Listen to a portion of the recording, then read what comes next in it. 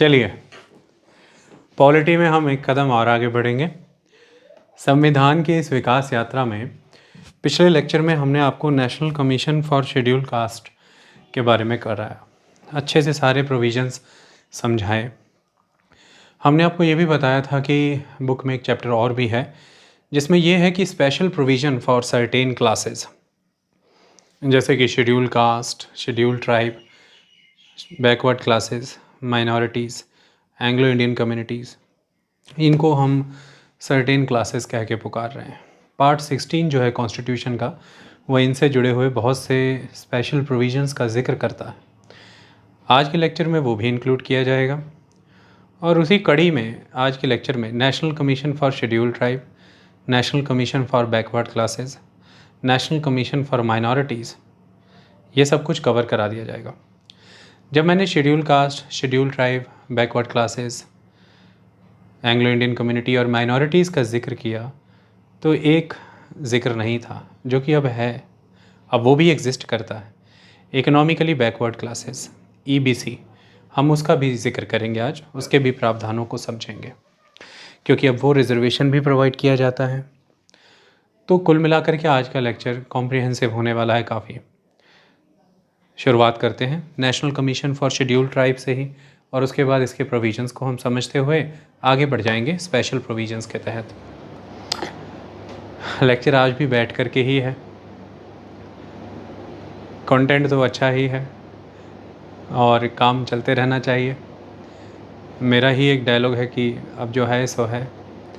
मेरा क्या है, किसी फिल्म से देखा होगा मैंने भी ऑब्वियसली, और दूसरा डायलॉग है कि एक दिन सब ठीक हो जाएगा। अब जो है सो है कि कॉन्टेक्स्ट में मतलब ये है कि जैसे भी है लेक्चर करना है वो मैं करता हूँ, बैठ कर के सही या खड़े हो कर के, और एक दिन सब ठीक हो जाएगा इस उम्मीद में मैं रोज़ ठीक भी हो रहा हूँ। 2-4 दिन में बिल्कुल स्वस्थ हो जाऊँगा। ठीक है, आगे बढ़ते हैं। देखिए, national commission for schedule tribe की बात अगर करें तो इसकी जो एवोल्यूशनरी हिस्ट्री है वो national commission for schedule caste की तरह ही है, कंप्लीट। हमने देखा कि जब तक 89th कॉन्स्टिट्यूशनल अमेंडमेंट एक्ट 2003 नहीं आ गया था तब तक तो ये सिमिलर ही थे, national commission for schedule caste and schedule tribe, तो ये इकट्ठे ही चलते थे। उसके बाद हमने देखा कि 89th कॉन्स्टिट्यूशनल अमेंडमेंट एक्ट 2003 के तहत बाइफर्केशन हो गया और national commission for schedule caste हो गया और national commission for schedule tribe हो गया, जो कि 19th ऑफ फरवरी 2004 को इस्टेब्लिश होता है। तो देखिए, national commission for schedule tribe भी एक कॉन्स्टिट्यूशनल बॉडी है। कॉन्स्टिट्यूशनल बॉडी का यहाँ पर मतलब ये है कि ये भी कॉन्स्टिट्यूशन में गिवन आर्टिकल की तरह ही आती है, जैसे national commission for schedule caste भी कॉन्स्टिट्यूशन के आर्टिकल से आता है। National commission for schedule caste के लिए आर्टिकल 338 है, लेकिन national commission for schedule tribe के लिए आर्टिकल 338A है। तो उस आर्टिकल के तहत इसका जन्म होता है, इसलिए ये भी एक संवैधानिक संस्था ही है, ये भी एक कॉन्स्टिट्यूशनल बॉडी ही है। ये पहली चीज़। National commission for schedule tribe, ठीक वही कहानी जो हमने पहले पढ़ी थी कि पहले एक कॉन्स्टिट्यूशन में आर्टिकल 338 के तहत एक सिंगल कमिश्नर हुआ करते थे, commissioner for schedule caste and schedule tribe. Schedule tribe के मैटर को डील करने के लिए, उन कमिश्नर को सपोर्ट करने के लिए 17 रीजनल सेंटर्स इस्टेब्लिश किए गए थे पूरे देश भर में। तो जहां एक देश के स्तर पर सिंगल कमिश्नर है with all the staff members, commissioner for schedule caste and schedule tribe, वहीं स्टेट्स लेवल पर, रीजनल लेवल पर डील करने के लिए रीजनल ऑफिसेस थे शेड्यूल ट्राइब के मैटर्स को डील करने के लिए, जिनके साथ commissioner for schedule caste and schedule tribe coordinate करते थे और शेड्यूल ट्राइब के कॉन्टेक्स्ट में जो भी उन्हें इन्फॉर्मेशंस चाहिए थी, जो भी इन्वेस्टिगेशंस करनी होती थी, वो करते हैं। उसके बाद मैंने आपको बताया जनता पार्टी की सरकार में 1978 में हमने पढ़ा था कि रेजोल्यूशन पास करके कैबिनेट ने एक नॉन स्टैट्यूटरी बॉडी के तौर पर एक कमीशन इस्टेब्लिश किया था, multi member commission for schedule caste and schedule tribe, जिसमें एक चेयरपर्सन और 4 मेंबर थे। भोला शास्त्री पासवान उसके चेयरमैन थे, यह हमने पढ़ा था। उसके बाद हमने देखा कि 1987 में फंक्शंस मॉडिफाई किए गए उस कमीशन के, और उस मॉडिफिकेशन के ही तहत फिर से रेजोल्यूशन पास करके कैबिनेट के द्वारा नॉन स्टैट्यूटरी फॉर्म में ही एक कमीशन, जो कि 1978 का कमीशन का ही मॉडिफाइड वर्जन था, तो ये 1987 में फिर से वही कमीशन मॉडिफाई होता है, वो भी रेजोल्यूशन से ही होता है, वो भी नॉन स्टैट्यूटरी कैरेक्टर ही रखता है। तो उसका हमने नेशनल कमीशन कह के पुकारा, national commission for schedule caste and schedule tribe. और फिर हम आगे बढ़ते हैं और 1990 में 65th कॉन्स्टिट्यूशनल अमेंडमेंट एक्ट आता है, जिसके तहत आप ये देखते हैं कि कॉन्स्टिट्यूशन में आर्टिकल 338 के तहत अमेंडमेंट किया जाता है, और फिर 1992 12 मार्च को इस्टेब्लिश होता है national commission for schedule caste and schedule tribe, जिसके मैंने आपको बताया कि चेयरमैन जो थे वो श्री रामधन थे। तो इस तरह से कॉन्स्टिट्यूशनल मैनर में आपको single commissioner based commission for single commissioner for SC ST को रिप्लेस किया एक multi membered national commission for SC ST ने 1992 12 मार्च को 65th कॉन्स्टिट्यूशनल अमेंडमेंट एक्ट 1990 की बदौलत। और फिर फाइनली प्रोसेस आगे बढ़ता है और 1999 में जा कर के ये महसूस होता है कि जो ministry of social justice and empowerment है, उसके लिए पॉसिबल नहीं है कि वो शेड्यूल कास्ट से जुड़े हुए मामलों के साथ साथ बैकवर्ड क्लास से जुड़े मामलों के साथ साथ शेड्यूल ट्राइब के मामलों को भी डील कर सके उस एफिशिएंसी के साथ, ऐसा महसूस किया जाता है। तो फिर 1999 में ये माना जाता है कि जो शेड्यूल ट्राइब का मैटर है ये ministry of social justice and empowerment की बजाय मिनिस्ट्री ऑफ ट्राइबल अफेयर्स को हैंड ओवर कर देना चाहिए। तो मिनिस्ट्री ऑफ ट्राइबल अफेयर को ये मैटर हैंड ओवर कर दिया, ये जो इशू है शेड्यूल ट्राइब का ये हैंड ओवर कर दिया जाता है। और फिर उसी समय ये महसूस भी किया जाता है कि दोनों ही कमीशंस को बाइफरकेट भी करना चाहिए ताकि इंडिविजुअली तवज्जो दी जा सके। और फिर 89th कॉन्स्टिट्यूशनल अमेंडमेंट एक्ट 2003 के तहत मैंने आपको बताया कि आर्टिकल 338 में फिर से अमेंडमेंट किया और आर्टिकल 338A इंसर्ट किया, जिसके तहत national commission for schedule tribes existence में आ पाया। ये एक महत्वपूर्ण चीज़ है। इसमें आज की डेट में उस आर्टिकल 338A के तहत जो national commission for schedule tribe आपको मिलता है, उसमें एक चेयरमैन, एक वाइस चेयरमैन और 3 मेंबर होते हैं। ये भी 5 मेंबर ही होता है, जैसे कि कमीशन फॉर शेड्यूल कास्ट है, बिल्कुल वैसे ही इन सभी मेंबर्स का चेयरमैन और वाइस चेयरमैन का टेन्योर है वो भी 3 साल के लिए होता है, जैसे शेड्यूल कास्ट कमीशन में था। यहाँ पर भी शेड्यूल ट्राइब के भी चेयरमैन, वाइस चेयरमैन और मेंबर्स का सर्विस कंडीशंस, टेन्योर प्रेसिडेंट ही डिसाइड करते हैं रूल्स के तहत, जिसके तहत ये 3 बरस का टेन्योर रखा गया है। जब से ये अपना ऑफिस अज्यूम करेंगे तब से लेकर के 3 बरस तक इनका कार्यकाल रहेगा।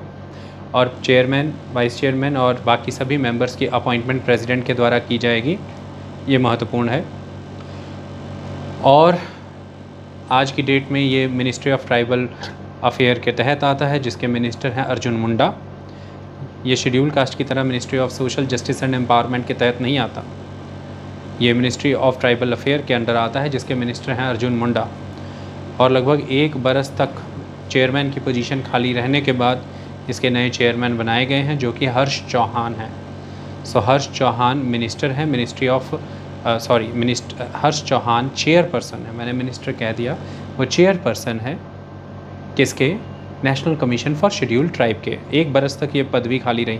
देखिए, आपको मैं एक बात बता दूं कि through out the pandemic government reason देती है कि पेंडेमिक एक रीज़न था कि हम हेल्थ इंफ्रास्ट्रक्चर और हेल्थ सेक्टर को देख रहे थे, पेंडेमिक को टैकल कर रहे थे। इसकी वजह से जो नेशनल कमीशन फॉर माइनॉरिटीज़ है वो सिर्फ 1 मेंबर के साथ चला, बाकी वो टोटल 7 मेंबर्स हैं, 1 मेंबर के साथ चला, 6 मेंबर्स थे ही नहीं। जो national commission for schedule caste था, मैंने आपको बताया था कि लंबे समय तक उसके भी मेंबर्स और चेयरपर्सन्स की रिक्रूटमेंट नहीं हुई थी, अपॉइंटमेंट नहीं हुई थी। और इसी तरह से national commission for schedule tribe है, 1 बरस तक इनके भी चेयरपर्सन की पोजीशन खाली रही थी, फाइनली गवर्नमेंट ने फिल की है, और वो हैं हर्ष चौहान।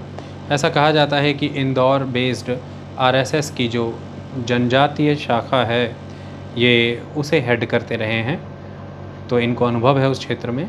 और ऐसा भी कहा जाता है कि आरएसएस के एक डिग्निटरी या एक यंग कैडर लीडर को अपॉइंट किया गया है यहाँ पर national commission for scheduled tribe के तहत as a chairperson, that is Harsh Chauhan. ये सारी कहानी है। अब आप मुझसे पूछेंगे फंक्शंस, तो बस शेड्यूल कास्ट की बजाय शेड्यूल ट्राइब वर्ड लगाना है। फंक्शन सारे सेम हैं शेड्यूल कास्ट के कमीशन के जो फंक्शन थे, और वो मैंने बहुत अच्छे से आपको national commission for schedule caste में कराए हैं, तो टाइम दोबारा से खपाने की उसमें ज़रूरत नहीं। अब आप कहेंगे रिपोर्टिंग, तो रिपोर्टिंग पूरी सेम है, बस शेड्यूल कास्ट की बजाय शेड्यूल ट्राइब वर्ड यहाँ यूज़ होगा। अब आप मुझे कहेंगे पावर्स, तो पावर्स पूरी सेम है, बस शेड्यूल कास्ट की बजाय शेड्यूल ट्राइब वर्ड यहाँ पर यूज़ होगा। तो national commission for schedule caste आपको कराया है, तो national commission for schedule tribe में वो सब कुछ सेम है, जैसे कि functions, reporting, power, everything is same, कुछ भी बदलाव नहीं है। इवन एवोल्यूशनरी हिस्ट्री भी ऑलमोस्ट सेम ही थी दोनों की, बस दोनों की जुरिस्डिक्शनल मिनिस्ट्रीज़ अलग हैं। वो ministry of social justice and empowerment के तहत आता है, ये मिनिस्ट्री ऑफ ट्राइबल अफेयर के तहत आता है। दोनों 5 मेंबर ही हैं, 2-3 मेंबर होते हैं, एक चेयरमैन होता है, एक वाइस चेयरमैन होता है। दोनों का टेन्योर 3 बरस का होता है। सर्विस कंडीशन राष्ट्रपति तय करते हैं और अपॉइंटमेंट भी राष्ट्रपति के द्वारा ही होता है। दोनों की ही रिकमेंडेशंस रिकमेंडेटरी कैरेक्टर की हैं, वो सारा कुछ 100% सेम है, कोई बदलाव नहीं है। आप national commission for schedule caste का चैप्टर अच्छे से करें। अब हम आगे बढ़ते हैं अपने उस टॉपिक के तहत जिसके तहत हमें आगे बढ़ना है, वो है special provision for certain classes, that is part 16 of the constitution. उसके तहत हम शुरुआत करते हैं सबसे पहले शेड्यूल कास्ट और शेड्यूल ट्राइब के तहत जो भी स्पेशल प्रोविजंस गिवन हैं उसको समझने की कोशिश करेंगे। आपको मैं एक बात बता दूं, ये एक चैप्टर ओवरऑल बनाया हुआ है, लेकिन सही मायने में एक एक प्रोविज़न जब आप इस चैप्टर का पढ़ेंगे, चैप्टर में तो सिर्फ आर्टिकल ही डिक्टेट किया गया है, मैंने उस आर्टिकल को एक एक प्रोविज़न को with all the contemporary developments, उस आर्टिकल की complete detailing, all the implicit and explicit meanings बहुत डिटेल में फंडामेंटल राइट्स के चैप्टर्स में एक्सप्लेन किया है, directive principles of state policy के चैप्टर में एक्सप्लेन किया है। इसके अलावा माइनॉरिटीज़ के कॉन्टेक्स्ट में, शेड्यूल कास्ट, शेड्यूल ट्राइब के कॉन्टेक्स्ट में जहाँ जहाँ भी लेक्चर्स आए वहाँ सब कुछ कंटेम्प्रेरी डेवलपमेंट्स को ध्यान में रखते हुए, प्रैक्टिकल सिचुएशंस को बताते हुए, रीसेंट डेवलपमेंट्स को उसमें इंडक्ट करते हुए मैंने डिटेलिंग की है। शेड्यूल ट्राइब के कॉन्टेक्स्ट में अगर हम क्या बात करें तो शेड्यूल्ड एरिया और ट्राइबल एरिया के कॉन्टेक्स्ट में मैंने 7 लेक्चर्स दिए हैं, वो सब में बहुत डिटेल में सारी चीज़ें कवर की गई हैं। शेड्यूल कास्ट के कॉन्टेक्स्ट में प्रमोशन में रिजर्वेशन की बात हो या अदरवाइज रिजर्वेशन की बात हो, बैकवर्ड क्लास रिजर्वेशन की बात हो, तो with all the recent development, all the contemporary lectures induct करके हमने उसे फंडामेंटल राइट्स और बाकी चैप्टर्स में डाला, और वो सब आपने किया हुआ है। आज का लेक्चर डिमार्केट करता है उन्हीं आर्टिकल्स को सिंपली, दैट इज़ ऑल। देखिए, जब आप कॉन्स्टिट्यूशन की बात करते हैं तो प्रीएम्बल 2 आइडियल्स को चेरिश करता है, that is equality and social justice. ये बहुत महत्वपूर्ण है और इनके बारे में पूरे संविधान को पढ़ाते हुए, पॉलिटी पढ़ाते हुए, पूरे कॉन्स्टिट्यूशन को पढ़ाते हुए मैंने हर बार जिक्र किया कि इक्वलिटी और सोशल जस्टिस बहुत महत्वपूर्ण है। उस कॉन्टेक्स्ट में देखा जाए तो इन दोनों को इंश्योर करना बहुत ज़रूरी है, जिसके तहत कॉन्स्टिट्यूशन के तहत कुछ क्लासेस हैं जिन्हें बताया गया है, जिनको आइडेंटिफाई किया गया, जैसे कि शेड्यूल कास्ट की बात करें, शेड्यूल ट्राइब की बात करें, अदर बैकवर्ड क्लासेस की बात करें, और माइनॉरिटीज़ की बात करें, एंग्लो इंडियन कम्युनिटीज़ की बात करें, जिनको कई तरह के सेफगार्ड्स प्रोवाइड किए गए हैं कॉन्स्टिट्यूशन के तहत, कई तरह की प्रोटेक्शंस प्रोवाइड की गई हैं एट्रोसिटीज़ और इनजस्टिसेस के अगेंस्ट। उनके प्रमोशन और उनके डेवलपमेंट के लिए कई तरह के आर्टिकल्स प्रोवाइड किए गए हैं, कई तरह के प्रोविजंस प्रोवाइड किए गए। सिर्फ यही बात नहीं रुकती है, कॉन्स्टिट्यूशन के बाहर भी देश की संसद के द्वारा और अलग अलग राज्यों की विधान सभा या विधायिकाओं के द्वारा बहुत से कानून पारित करके भी उनको वह संरक्षण और वह अधिकार दिए गए हैं जिनसे कि उनका विकास हो सके। उसी कॉन्टेक्स्ट में सारा चैप्टर बात कर रहा है। तो जब हम शेड्यूल कास्ट और शेड्यूल ट्राइब के कॉन्टेक्स्ट में बात करते हैं तो क्या क्या प्रोटेक्शंस दी गई हैं, क्या क्या सेफगार्ड्स इनको दिए गए हैं, इनको समझने की कोशिश करते हैं। देखिए, सबसे पहले तो पार्ट 3 का जिक्र कर लें, that is fundamental right. Part 4 की बात कर लें, that is directive principles of state policy.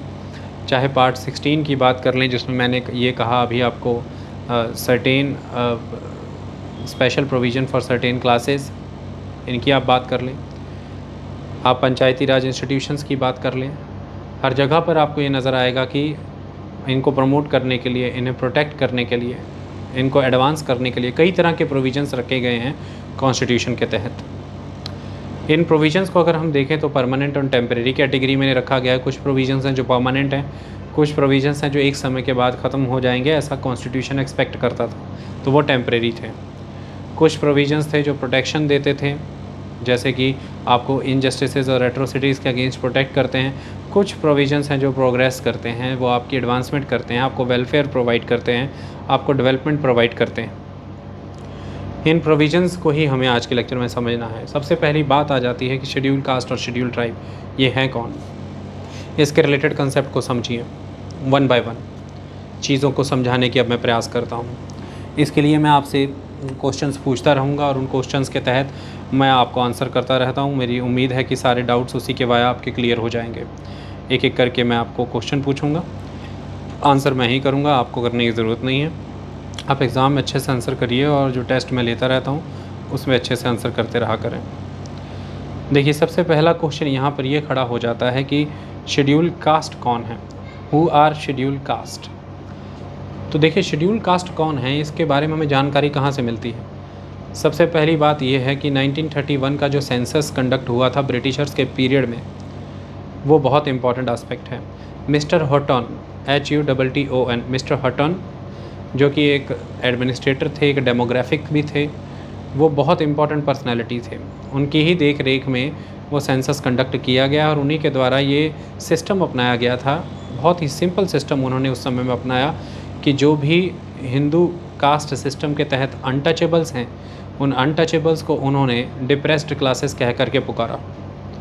तो याद रखें, 1931 के सेंसस में, जो कि ब्रिटिश पीरियड के समय में कंडक्ट हुआ, आज़ादी के पहले, मिस्टर हटन की देख रेख में ये कंडक्ट होता है। वो एडमिनिस्ट्रेटर भी थे, एक डेमोग्राफिक्स की नॉलेज रखने वाली पर्सनैलिटी थे, जिनके तहत ये देखा गया कि जो हिंदू कास्ट सिस्टम है उसके तहत जो अनटचेबल्स हैं उनको उन्होंने डिप्रेस्ड क्लास कह के पुकारा।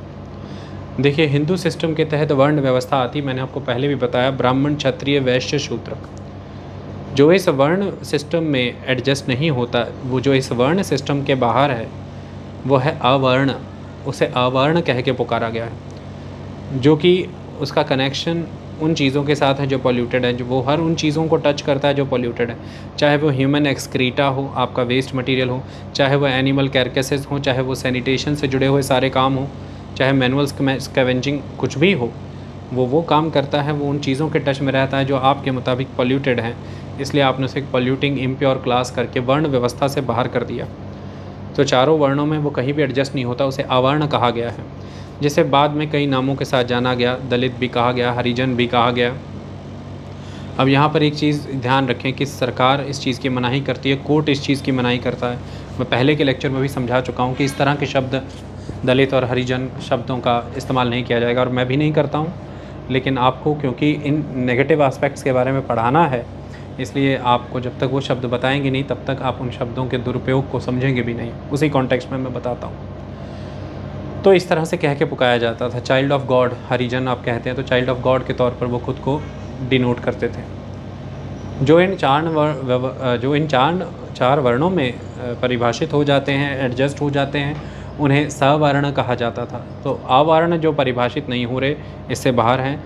सवर्ण जो इसी में परिभाषित हो रहे थे, सवर्ण आया। इसे कुछ लोग स्वर्ण भी कहने लगे, जैसे कि गोल्डन कास्ट। तो सवर्ण, अवर्ण, इस तरह का सिस्टम एग्जिस्ट करने लगा। यही जो अवर्ण हैं, इनके साथ कई तरह की social, educational, economic, cultural atrocities commit की गई। इनको डिप्राइव्ड रखा गया है, प्रॉपर्टी पोजेस नहीं करने दी गई, एजुकेशन पोजेस नहीं करने दी गई। इन सब की वजह से सोशली, एजुकेशनली, इकोनॉमिकली ये बहुत ज़्यादा डिप्रेस्ड हो गए, बहुत ही बैकवर्ड हो गए। तो हिंदू सिस्टम ऑफ कास्ट, उसकी जो एक हियरार्की है, उसमें ये बहुत ही निचले स्थान पर आ गए, बिल्कुल पिछड़ गए। तो एक तरह से ये बैकवर्ड क्लासेस ही हैं। ध्यान से सुने इस शब्द को कि एक तरह से तो ये बैकवर्ड क्लासेस ही हैं, शेड्यूल कास्ट और शेड्यूल ट्राइब। लेकिन ये बहुत निचले स्तर पर, बैकवर्डनेस में भी ये सबसे नीचे आ जाते हैं, ये एक बड़ी चीज़। और शेड्यूल कास्ट और शेड्यूल ट्राइब के लिए कमीशंस और प्रोविजंस ऑलमोस्ट सिमिलर दिखेंगे, लेकिन इनमें अंतर है बहुत बड़ा, जो मैं आज आपको समझा दूंगा। हम अभी बात शेड्यूल कास्ट की कर रहे हैं। तो शेड्यूल कास्ट के बारे में फिर 1931 के सेंसस ने उसे डिप्रेस्ड क्लास कह के पुकारा। इसी के बेसिस, सेंसस के बेसिस पे ही 1935 के गवर्नमेंट ऑफ इंडिया एक्ट के तहत इन्हीं डिप्रेस्ड क्लासेस को लिस्ट किया गया, जिसके तहत उन्हें शेड्यूल्ड कास्ट कह के पुकारा गया। और उसी के तहत 1936 में लिस्ट बनी, जिसके बेसिस पर 1937 के इलेक्शंस में रिजर्वेशन दी गई। तो 1935 के कानून के तहत, गवर्नमेंट ऑफ इंडिया एक्ट के तहत जिन्हें हमने जिस परिभाषा के आधार पर शेड्यूल कास्ट माना है, उसी क्राइटेरिया को आगे फॉलो करके शेड्यूल कास्ट सिस्टम परस्यू किया गया है। ये बात आप ध्यान में रखेंगे। आई बात समझ में? तो ये पहला है क्वेश्चन कि कौन है वो schedule caste. Where did the term schedule caste originate? तो मैंने आपको अभी बता दिया, 1935 के गवर्नमेंट ऑफ इंडिया एक्ट में शेड्यूल कास्ट टर्म ओरिजिनेट होती है, जिसमें 1931 के सेंसस के डिप्रेस्ड क्लासेस को ही 1935 के शेड्यूल्ड कास्ट के तौर पर जाना गया है। वो डिप्रेस्ड क्लासेस ही शेड्यूल कास्ट हैं। आई बात समझ में? What is the law on the schedule caste? वो एक अलग एस्पेक्ट है। पहले आप कुछ चीज़ों को और समझ लीजिए। 15 अगस्त 1947 के बाद आज़ादी हुई। 26 जनवरी 1950 संविधान देश पे लागू हुआ। अब इसके तहत भारत में कौन शेड्यूल कास्ट होगा, कौन शेड्यूल ट्राइब होगा, ये समझना ज़रूरी है। देखिए, कॉन्स्टिट्यूशन डिफ़ाइन नहीं करता, कॉन्स्टिट्यूशन स्पेसिफाई नहीं करता कि शेड्यूल कास्ट कौन है, शेड्यूल ट्राइब कौन है। ये बात आप अपने पल्ले बांध लीजिए। कॉन्स्टिट्यूशन नहीं बताता, ये जिम्मेदारी प्रेसिडेंट के ऊपर है। ध्यान से समझिए। आर्टिकल 341 के तहत प्रेसिडेंट राज्यों के गवर्नर्स के साथ कंसल्ट करके, यहाँ पर जब मैं प्रेसिडेंट कह रहा हूँ माने कि केंद्र सरकार, और जब मैं राज्यों के गवर्नर कह रहा हूँ माने कि राज्य सरकार, जिम्मेदारी प्रेसिडेंट की ही है। लेकिन एक तरह से प्रेसिडेंट काउंसिल ऑफ मिनिस्टर की एजेंडेड वाइज से काम करेंगे। जिम्मेदारी राज्यों के मामले में गवर्नर्स की है, लेकिन गवर्नर भी स्टेट्स की काउंसिल ऑफ मिनिस्टर की एजेंडेड वाइज से काम करेंगे। तो केंद्र सरकार, राज्य सरकार आपस में मिल करके ये एक चीज़, लेकिन जो लैंग्वेज है वो यही है कि प्रेसिडेंट राज्यों के गवर्नर के साथ कंसल्ट करके हर राज्य या फिर जो यूनियन टेरिटरीज़ हैं उनके लिए शेड्यूल कास्ट को आइडेंटिफाई करके, उनको स्पेसिफाई करके, नोटिफिकेशन इशू करके उन्हें नोटिफाइड शेड्यूल्ड कास्ट के तौर पर मेंशन कर देंगे। तो Punjab state, Haryana state, Uttar Pradesh state, हर राज्य के शेड्यूल कास्ट प्रेसिडेंट के द्वारा नोटिफाई किए जाते हैं। ये शक्ति गवर्नर के पास नहीं है, याद रखिएगा। लेकिन प्रेसिडेंट यह गवर्नर की कंसल्टेशन के साथ करेंगे, अलग अलग राज्यों के गवर्नर के कंसल्टेशन के साथ ये होगा आर्टिकल 341 के तहत। ये इंपॉर्टेंट चीज़, ये पहली चीज़ हमें समझ आ गई। जैसे उदाहरण के तौर पर समझते हैं, पंजाब में पंजाब की शेड्यूल कास्ट, हरियाणा में हरियाणा की शेड्यूल कास्ट, हिमाचल में हिमाचल की शेड्यूल कास्ट, उसके बाद अलग अलग शेड्यूल कास्ट यूपी की, बिहार की, बंगाल की, सब स्टेट्स की अपनी अपनी शेड्यूल कास्ट। तो स्टेट के लिए एक शेड्यूल कास्ट लिस्ट बन गई। अब आप कहेंगे कि क्या नेशनल लेवल की भी एक शेड्यूल कास्ट लिस्ट बनती है? जो स्टेट्स की शेड्यूल कास्ट लिस्ट है वही list national level schedule caste list भी है, all India schedule caste list भी। मतलब इसको उदाहरण के तौर पर समझिए। सपोज़ कीजिए कि IAS का एग्ज़ाम हुआ, इंडियन एडमिनिस्ट्रेटिव सर्विसेज का, जिसे कि UPSC ऑर्गेनाइज़ करता है और वो एक ऑल इंडिया सर्विसेज। तो IAS के एग्ज़ाम में पूरे भारत भर में, भारत तो राज्यों में ही एक्सप्रेस हो रहा है, तो पूरे भारत भर में जितने भी राज्यों में राष्ट्रपति के द्वारा उस स्टेट के कॉन्टेक्स्ट में जिन को भी शेड्यूल कास्ट के तौर पर नोटिफाई किया था, उन्हें अपने अपने उस राज्य से शेड्यूल कास्ट का सर्टिफिकेट मिलेगा। और जिन के भी पास शेड्यूल कास्ट का सर्टिफिकेट है वो सभी के सभी शेड्यूल कास्ट बेनिफिट लेने के लिए एलिजिबल हैं, रिजर्वेशन का बेनिफिट लेने के लिए एलिजिबल हैं, जो भी एग्ज़ाम सेंट्रल गवर्नमेंट कंडक्ट करा रही है उसमें। तो सेंट्रल गवर्नमेंट की अपनी अलग से शेड्यूल कास्ट की कोई लिस्ट नहीं होती, स्टेट गवर्नमेंट की कोई अलग से शेड्यूल कास्ट की लिस्ट नहीं होती। सेंट्रल गवर्नमेंट और स्टेट गवर्नमेंट के अंडर रिजर्वेशंस के लिए एक सिंगल लिस्ट प्रिपेयर होती है शेड्यूल कास्ट की, और एक सिंगल लिस्ट ही प्रिपेयर होती है शेड्यूल ट्राइब की। ये बात ध्यान रखिएगा। बट बैकवर्ड क्लास के कॉन्टेक्स्ट में ऐसा नहीं होता, अलग लिस्ट प्रिपेयर होती है। लेकिन शेड्यूल कास्ट के कॉन्टेक्स्ट में मैंने आपको क्या बताया कि एक सिंगल लिस्ट ही प्रिपेयर हो रही है। तो हर राज्य में आप शेड्यूल कास्ट के तौर पर नोटिफाइड हैं तो आपको उस राज्य से सर्टिफिकेट मिल जाएगा शेड्यूल कास्ट का। उसके बाद आप नेशनल लेवल का कोई एग्ज़ाम दीजिए या सेंट्रल गवर्नमेंट के तहत ऑर्गेनाइज्ड कोई एग्ज़ाम दे दीजिए, आप एलिजिबल हैं अगर आपके पास शेड्यूल कास्ट का सर्टिफिकेट प्राप्त है आपको अपने राज्य से। लेकिन अब दूसरी कहानी, मान लीजिए पंजाब की गवर्नमेंट पंजाब PCS होल्ड कराती है, Punjab provincial civil services exam. तो उसके तहत जो पंजाब के शेड्यूल कास्ट हैं उनको तो उन सर्विसेज में रिजर्वेशन मिलेगा, ये उनका राइट ही बनता है। लेकिन जो पंजाब के बाहर के लोग हैं, अगर उन्होंने 10वीं में पंजाबी की हुई है तो वो भी पंजाब का PCS दे सकते हैं, 10th में अगर पंजाबी लैंग्वेज की हुआ है। लेकिन वो अपने जिस भी किसी राज्य में, वो हरियाणा से हैं, हिमाचल से हैं, UP से हैं, बिहार से, अपने जिस भी किसी राज्य में वो शेड्यूल कास्ट हैं, वो उस राज्य में शेड्यूल कास्ट हैं, पंजाब के शेड्यूल कास्ट नहीं है। तो पंजाब PCS के उस एग्ज़ाम में उन्हें शेड्यूल कास्ट कैटेगरी का बेनिफिट नहीं मिलेगा।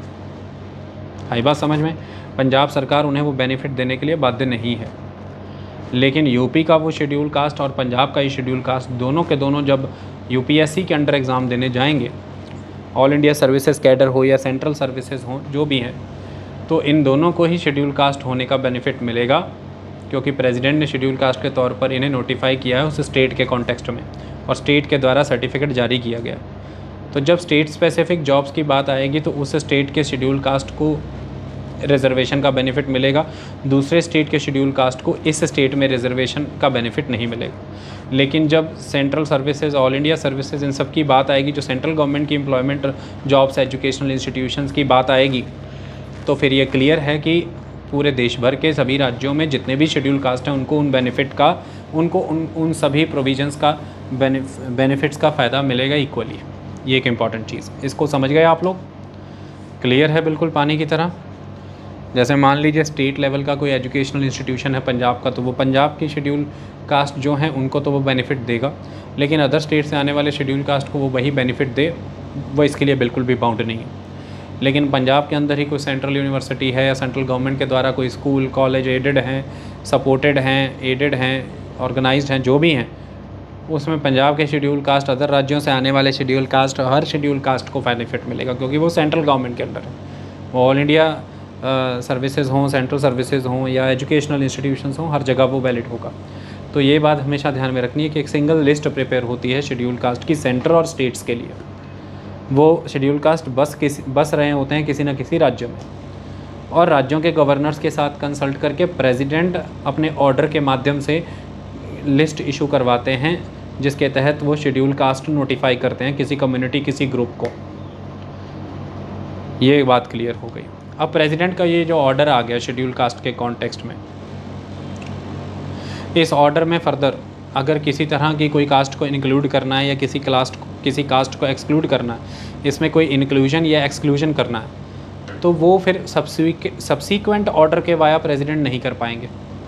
ऐसा नहीं है कि प्रेसिडेंट ने मान लीजिए कि 1 जुलाई 2021 को कोई ऑर्डर इशू करके शेड्यूल कास्ट पूरे राज्यों के गवर्नर के साथ कंसल्ट करके शेड्यूल कास्ट लिस्ट जारी कर दी, और 6 महीने बाद या साल बाद प्रेसिडेंट ही उसमें से कोई कास्ट को रिमूव कर दे रहे हैं या उस कास्ट में कोई इंक्लूड कर दे रहे हैं। सब्सीक्वेंट ऑर्डर्स के साथ ये नहीं होगा।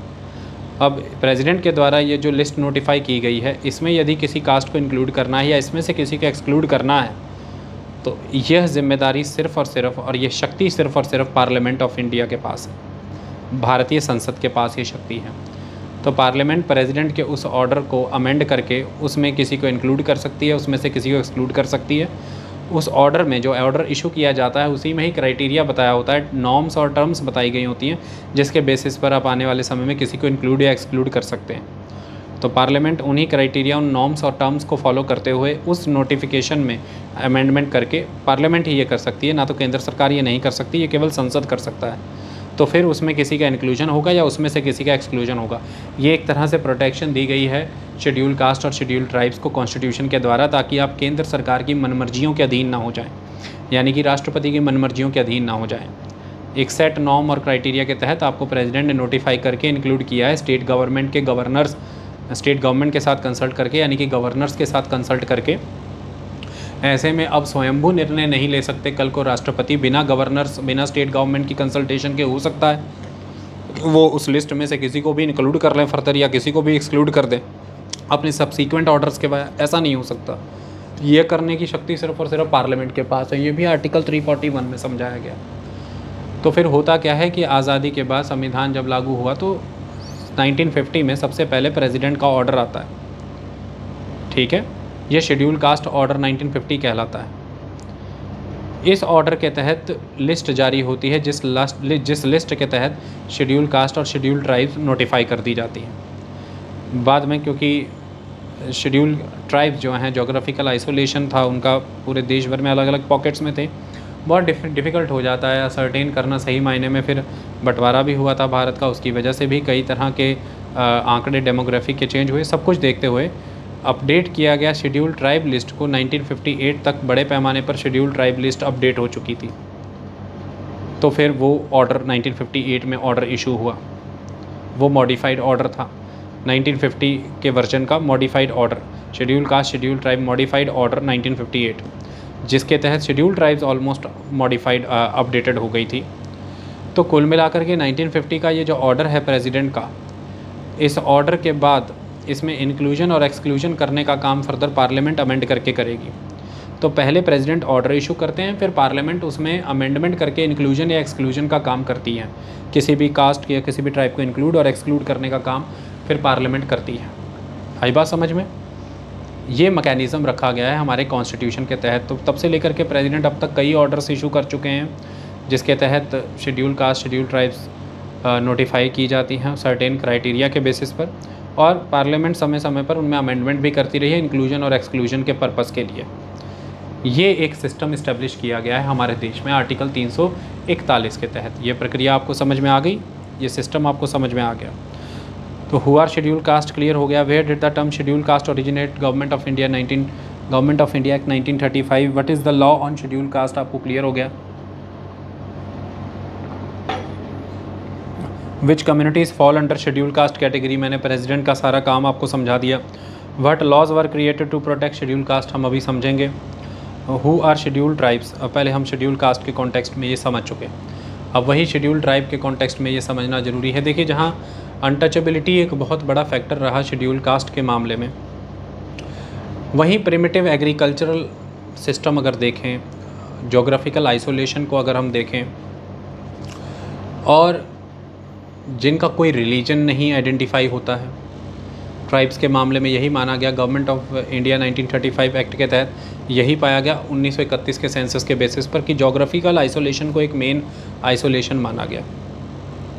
सेकंड एस्पेक्ट, कोई पर्टिकुलर रिलीजन वो फॉलो नहीं करते हैं, ये सेकंड एस्पेक्ट।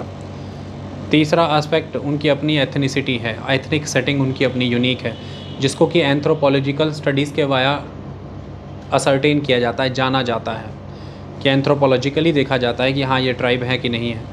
फॉरेस्ट ड्वेलर्स हैं। तो 1931 के सेंसस में इन्हें इस वे में समझा गया, और 1935 के गवर्नमेंट ऑफ इंडिया एक्ट में इन्हें कई तरह से परिभाषित किया गया। क्रिमिनल ट्राइब्स, फॉरेस्ट ड्वेलर्स, इस तरह के नाम से इन्हें पुकारा गया। और उसके बाद जब भारत ने ऑर्डर इशू किया 1950 में, तो मैंने आपको बताया इनको भी नोटिफाई किया गया। तो शेड्यूल ट्राइब शेड्यूल कास्ट से अलग हो जाती हैं, जहाँ पर एक तरफ वो सोशली एजुकेशनली बैकवर्ड रहीं, इकोनॉमिकली बैकवर्ड रहीं।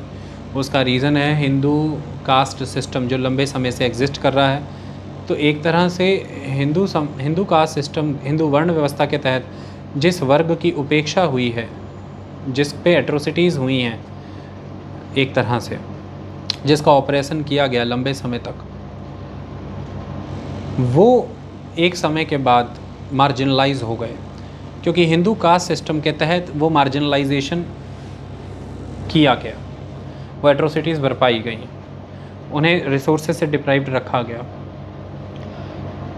तो वो बन जाते हैं शेड्यूल कास्ट। लेकिन शेड्यूल ट्राइब के कॉन्टेक्स्ट में ये चीज़ अलग है। शेड्यूल ट्राइब के कॉन्टेक्स्ट में देखा जाए तो हिंदू कास्ट हायरार्की, हिंदू वर्ण व्यवस्था के सिस्टम के तहत ऐसी एट्रोसिटीज़ नहीं बरपाई गई शेड्यूल ट्राइब्स के ऊपर, या उन्हें रिसोर्सेज से उस तरह से डिप्राइव नहीं रखा गया जिसकी वजह से वो मार्जिनलाइज हो गए। ऐसा नहीं है, वो खुद को शुरू से ही एक प्रिमिटिव लाइफस्टाइल में रखते थे। वो जोग्राफिकली आइसोलेटेड थे, फॉरेस्ट पॉकेट्स में रहते थे, डीप माउंटेन एरियाज़ में रहते थे। उनका खुद का डिस्टिंक्टिव लाइफस्टाइल था, कल्चर, कस्टम, मैनर था, और उनका एथनिक स्टॉक बहुत अलग है, यूनिक है बाकी पॉपुलेशन से।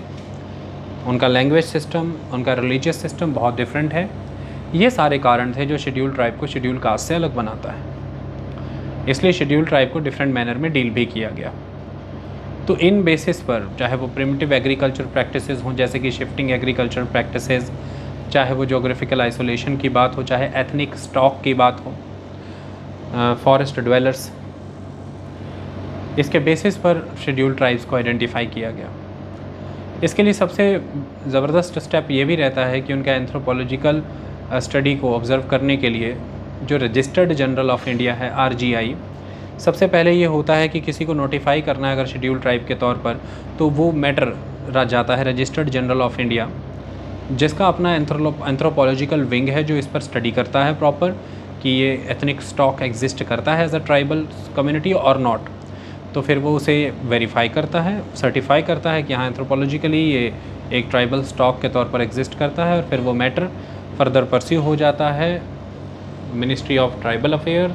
मिनिस्ट्री ऑफ ट्राइबल अफेयर से वो मैटर चला जाता है सीधा प्रेसिडेंट के पास, यानी कि गवर्नमेंट ऑफ इंडिया जो है, मिनिस्ट्री ऑफ ट्राइबल अफेयर उसी का पार्ट है, प्रेसिडेंट के पास, और फिर वो नोटिफाई कर दी जाती हैं कम्युनिटीज़ उन क्राइटेरिया के बेसिस पर।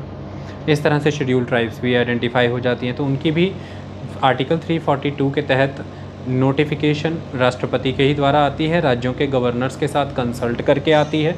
जो मैंने आपको अभी शेड्यूल कास्ट के कॉन्टेक्स्ट में सारा प्रोविज़न बताया, वो शेड्यूल ट्राइब के कॉन्टेक्स्ट में भी एग्जिस्ट करता है सारा का सारा। उसमें भी फर्दर अगर कोई इंक्लूजन और एक्सक्लूजन करनी है तो फिर वो अकेले राष्ट्रपति सब्सीक्वेंट ऑर्डर्स के वाया नहीं कर सकते, पार्लियामेंट के ही द्वारा अमेंडमेंट करके प्रेसिडेंट के ऑर्डर को किसी भी तरह की इंक्लूजन या एक्सक्लूजन की जाएगी, जिसके नॉर्म्स क्राइटेरिया प्रेसिडेंशियल ऑर्डर में मेंशन है। ये एक सिस्टम है। तो इसी के तहत शेड्यूल ट्राइब्स को आइडेंटिफाई किया जाता है। ओके, ये एक मेन कहानी थी। ये मेन प्रक्रिया article 341 for schedule caste, article 342 for schedule tribe मैंने आपको समझा दी। राष्ट्रपति का रूल समझ आ गया, गवर्नर का रूल समझ में आ गया, और पार्लियामेंट का रूल इस कॉन्टेक्स्ट में समझ आ गया। दोनों ही मामलों में स्टेट लेजिस्लेचर के पास शक्तियाँ नहीं, दोनों ही मामलों में नोटिफाई करने की शक्तियाँ गवर्नर के पास नहीं है, राष्ट्रपति के पास है। दोनों ही मामलों में शेड्यूल कास्ट शेड्यूल ट्राइब को मैं दोनों ही मामले कह रहा हूँ, दोनों ही मामलों में सिंगल लिस्ट प्रिपेयर होती है सेंटर स्टेट के लिए, और दोनों ही मामले में लिस्ट नोटिफाई करने का काम राष्ट्रपति करते हैं, उसे अमेंड करने का काम पार्लियामेंट करते हैं। Article 341 for schedule caste, 342 for schedule tribe, दोनों ही टर्म्स का जो ऑफिशियल इंट्रोडक्शन होता है, एग्जिस्टेंस आती है for the purpose of constitution, for the purpose of social economic and educational advancement, for the purpose of constitutional safeguards, वो सब purposes के लिए जो इसका इंडक्शन हुआ है वो 1931 के सेंसस के बाद 1935 के गवर्नमेंट ऑफ इंडिया एक्ट में, और जो लिस्ट बनती है 1936। ये बात सारी कहानी ओरिजिनल सिस्टम सारा क्लियर हो गया, ये महत्वपूर्ण चीज़ थी। इसके बाद अगर हम आगे बढ़ें तो what laws were created to protect schedule what laws were created to, ये हम देखेंगे। What are other backward classes, ये what does the law say about, इसमें हम आएंगे। हमने इतनी कहानी को समझ लिया, अंडरस्टैंड कर लिया, अब हम कुछ प्रोविजंस को समझने की कोशिश करते हैं जिससे चीज़ें और भी बेहतर क्लियर हो जाएंगी। वन बाय वन समझते हैं। देखिए, various constitutional safeguard for the schedule caste and schedule tribe, मैंने जो आपको पहले भी पढ़ाए हुए हैं।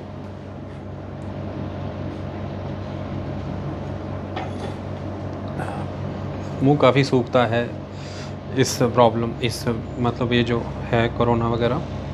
देखिए, शेड्यूल कास्ट और शेड्यूल ट्राइब के तहत, शेड्यूल कास्ट और शेड्यूल ट्राइब के लिए मैंने आपको बताया सीट्स को रिज़र्व रखा जाता है पार्लियामेंट में लोकसभा के लिए और राज्यों में विधानसभाओं में, तो सीट्स रिज़र्व की जाती है इनके लिए। ये एक टेम्परेरी प्रोविज़न के तौर पर प्रमोट किया गया था।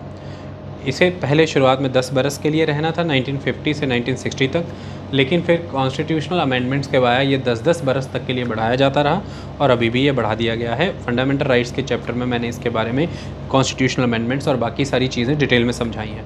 तो पहला एक बहुत बड़ा सेफगार्ड जो ये माना जाता था कि पॉलिटिकल इनजस्टिस जो हुआ है शेड्यूल कास्ट और शेड्यूल ट्राइब्स के साथ, अगर अपने हितों की रक्षा इन्हें करनी है भारत देश में, अगर ये चाहते हैं, अगर इनके लिए पॉलिसी मेकिंग हो, गवर्नमेंट की पॉलिसीज़ में इन्हें एक रिप्रेजेंटेशन मिले, इन्हें एक इम्पॉर्टेंस मिले, देश के रिसोर्सेज का इन्हें भी इक्विटेबल शेयर मिले, उन सब चीज़ों के लिए इस बात को इंश्योर करना पड़ेगा कि इन कम्युनिटीज़ को हमें पॉलिटिकली अपलिफ्ट करना पड़ेगा, पॉलिटिकली अपग्रेड करना पड़ेगा, आगे लेकर के आना पड़ेगा। उसके लिए ही डॉक्टर भीमराव अंबेडकर का ये मानना था कि हमें शुरुआती तौर पर समर्थन के तौर पर इन्हें रिजर्वेशन देना होगा। एक समय के बाद जब ये सोसाइटीज़ एनलाइटेंड हो जाएंगी या वेकेंट हो जाएंगी तो समूचा जन समर्थन अपने पीछे जुटा लेंगी और फिर अपने रिजर्वेशन के बिना भी चुन करके आ सकती हैं या नहीं, वो समय की बात है। तो उसमें ये